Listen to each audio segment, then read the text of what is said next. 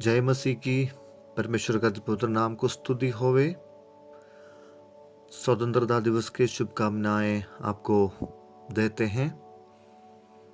प्रभु आप सबको सहायता करें। मत्ती रचित सुसमाचार 5 अध्याय 20 आयत।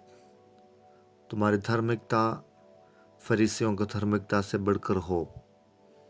वचन कहते हैं, क्योंकि मैं तुमसे कहता हूं कि यदि तुम्हारी धार्मिकता शास्त्रियों और फरीसियों की धार्मिकता से बढ़कर ना हो तो तुम स्वर्ग के राज्य में कभी प्रवेश करने ना पाओगे। मसीह जीवन का प्रमाण और बुनियादी शिक्षा पहाड़ी उपदेश में पाए जाते हैं।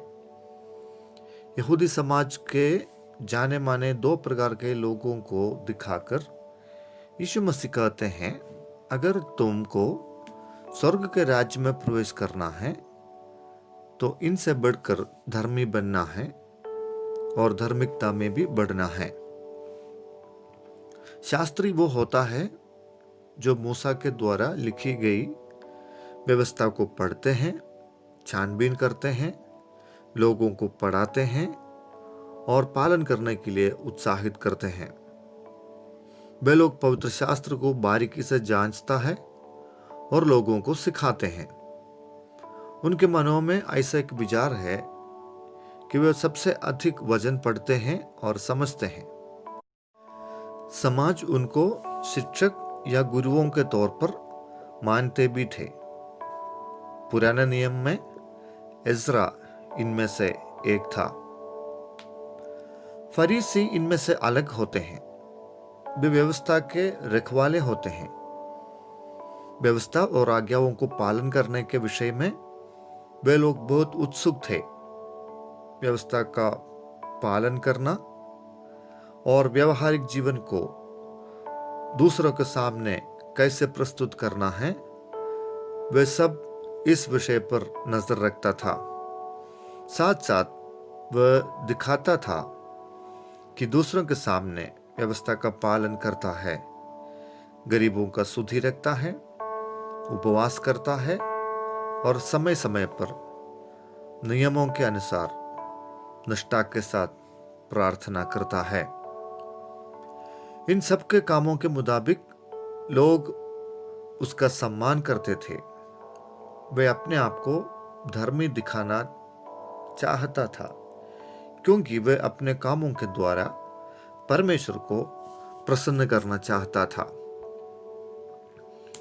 लेकिन अपने पीछे आने वालों को प्रभु यीशु मसीह कह रहा है कि तुम्हारी धार्मिकता इन लोगों की धार्मिकता से बढ़कर नहीं होने पर तुम स्वर्ग राज्य में प्रवेश नहीं कर सकते हो। शास्त्री और फारिसी बाहर से सब अच्छे बनते थे और अच्छे पेशा करते थे, लेकिन भीतर से अर्थात मन से ये बहुत बुरे थे।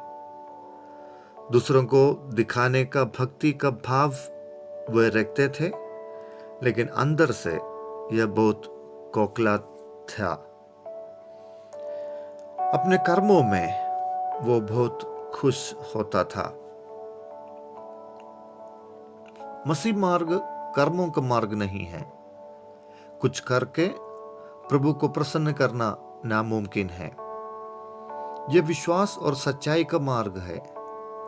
यह दिखावे की जिंदगी नहीं, अपनी जिंदगी को देखने वाला परमेश्वर है और वे हमें जांचने पर कमी पाने से हम उसके लिए योग्य नहीं होते हैं। हमारा मन साफ होना है, वैसा ही हमारा विश्वास भी। मसीह में अनुग्रह के द्वारा पिता ने हमको धर्मी ठहराया। उसका आधार अच्छे भले काम नहीं, केवल विश्वास है। अपना प्रमाण पत्र हम स्वयं ना बनाते हैं। प्रभु हमारे बारे में पिता के उपस्थिति में प्रमाणित करते हैं कि हम धर्मी हैं।